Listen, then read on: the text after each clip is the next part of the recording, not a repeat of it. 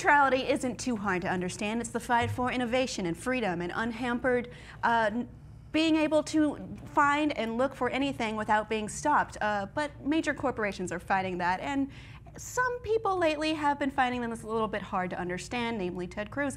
But some friendly porn stars are here to make us all understand it a little bit better.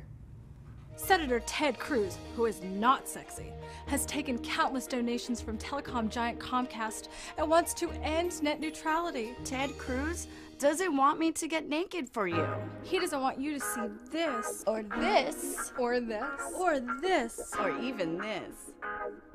So let's break this down. Net neutrality, aka the internet as we know it, is like a giant sex party where everyone gets to have sex with anyone they want. Without net neutrality, that sex party is only for rich people. Ted Cruz and the other old rich guys don't seem to understand any of this. Which is ironic because old rich guys always watch the weirdest porn. Like clown stuff. Oh, and that net neutrality sex party we were talking about? It wasn't a metaphor. We're gonna have one right now. Ready?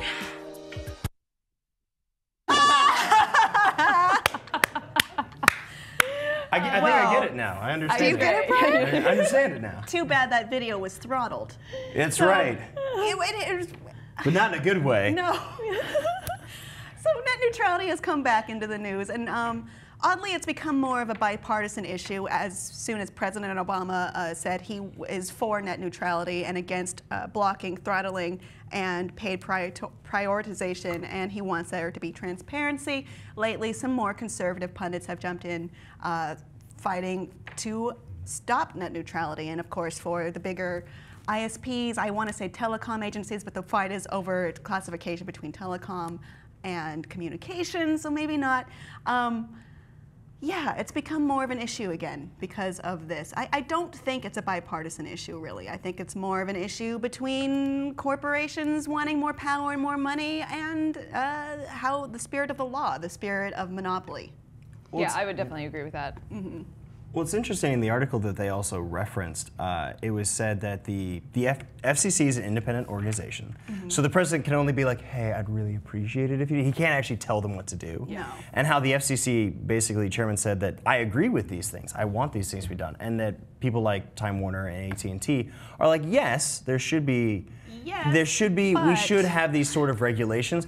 But if you try to put these particular regulations on us, we will rebel against them. And so they want it to go to Congress. They want to bounce it up to Congress and say, like, don't let the FCC, who's completely independent, let these elected officials. But then at that point, I think you're right, it then becomes bipartisan and becomes who got campaign funding from whom and stuff like that. So it's like, oh, I feel like we're doomed. Yeah, some people have been worried that this might, the end of the golden age of the internet might be almost at an end because of this. I mean, alleged fast lanes would mean definite slow lanes. There would be blocking. There would be a better internet for people who could pay for it, and also for different companies who could pay for it. This would essentially be harmful from a business point of view in terms of competition, which seems strange to me considering the conservative push against net neutrality. Well, and the really unfortunate thing, too, that I don't think a lot of Americans understand is that Time Warner Cable and all of these other monopolies already screw us over. There was actually an article that just came out, like in the New York Times or something like that, where our internet is rated one of the worst amongst like developed nations in the world. South Korea, like next to they've got it. In like Ours Kazakhstan, is very low. Even Kazakhstan France has like, better internet than us. I know. Yes. I know. Come on. So there's already things being put into place to limit faster streaming and downloading, etc. And of course, all of us in this room all have somewhat of an investment in this, considering our livelihoods depend on this. Yes. Yeah, exactly. And our hobbies, you know. And I don't think people understand that, like,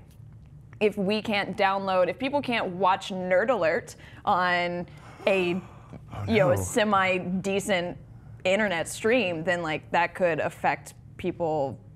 How people get their entertainment from the internet altogether. Well, It's not just that, like my particular, stake in this, having an online show, but it's also the stomping of innovation and the openness of being able to learn and spread ideas and spread knowledge.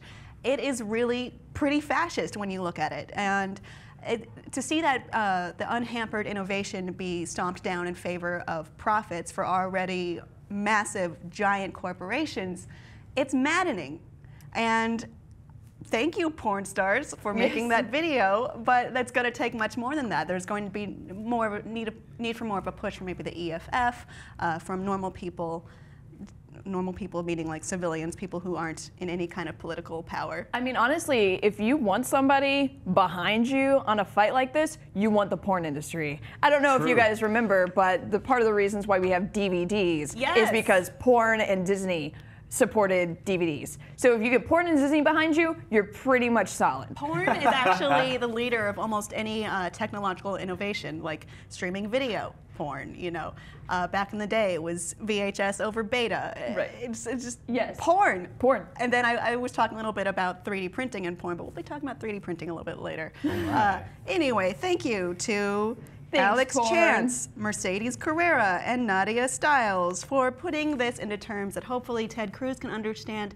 What do you think, audience? Tell us your opinions on net neutrality and the current fight we have going on now, and I'll see you next time on Nerd Alert.